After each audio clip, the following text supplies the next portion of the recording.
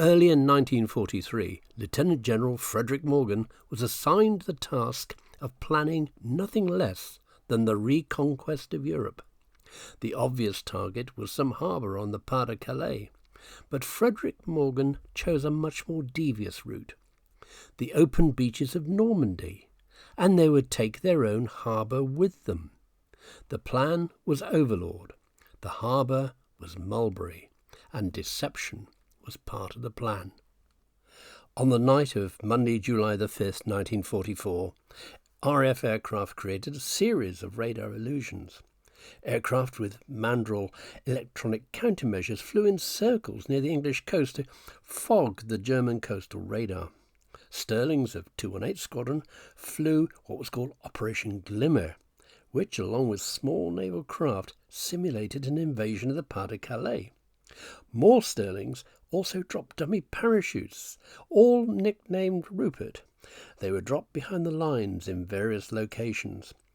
But right in the middle, 617 Lancasters flew with more small ships right up to the French coast, creating the radar pattern for a full-scale invasion. It was codenamed Operation Taxable, and the bomb aimer in Lancaster A Alpha was Pilot Officer John Bell. Now retired as Wing Commander, John recalls that raid. Oh, right. So yeah, you started around Brighton and moved up. Yeah. It was designed. The idea was to fool the Germans into believing that something was the invasion was coming from a different point, and the Navy were on the deck below us doing similar circles, and so. Oh, so it was combined with them on. That's right.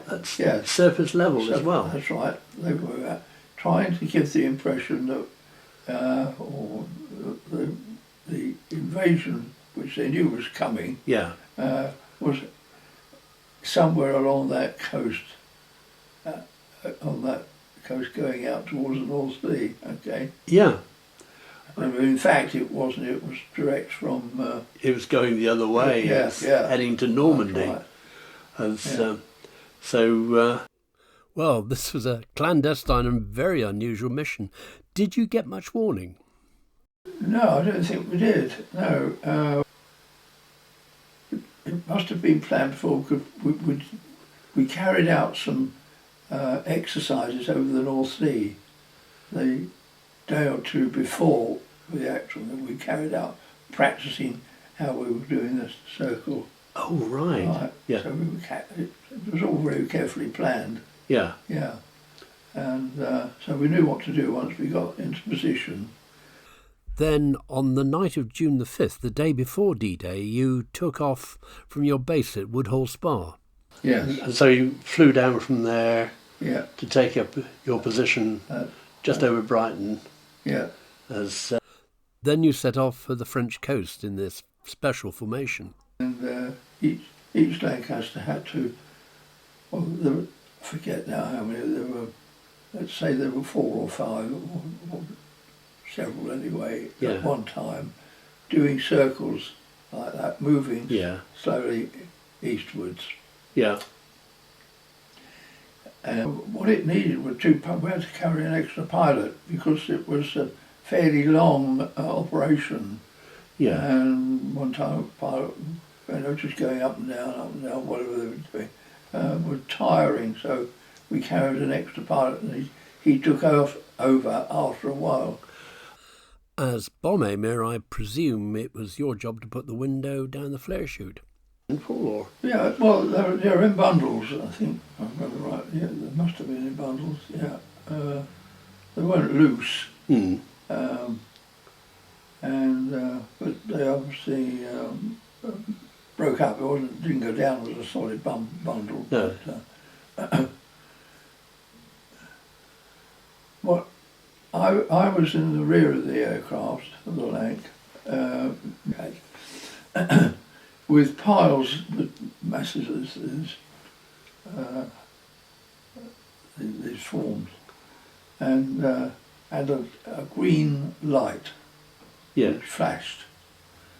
and the navigator operated a switch which lit up the code. Every time the light lit up, I don't know what he was doing. He was timing it, obviously, and I chucked a bundle out.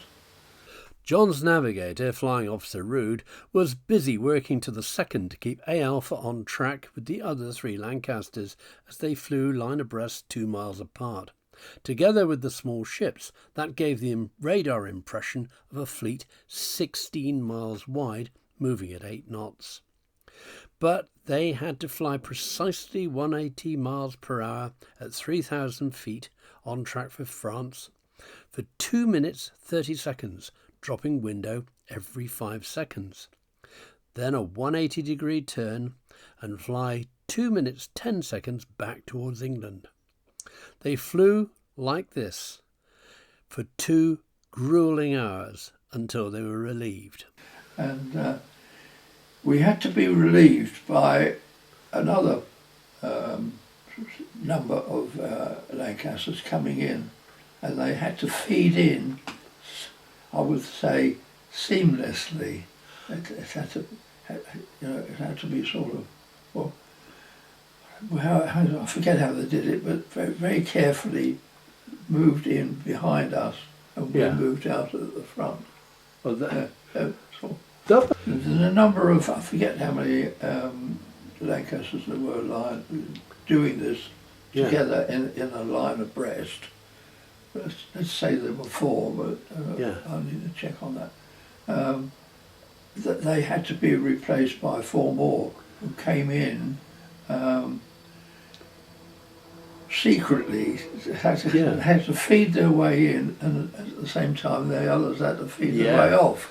And get any German night fighters coming out to sniff out what was going on? No, we didn't. No. So, unmolested, the formation returned to England and the landings started on the Normandy beaches. So, did it work? Yeah, we were obviously having quite an effect on the German forces. They're planning what we were actually going to do, or where we were going. So it worked. Yeah, well, they didn't know where the invasion. Which area where it was coming from. 80 years on, the momentous events of D-Day were remembered and commemorated. The invasion took just 18 months to prepare, 1 day in its execution, and 11 months to concluding victory over Hitler's Germany. Truly great times.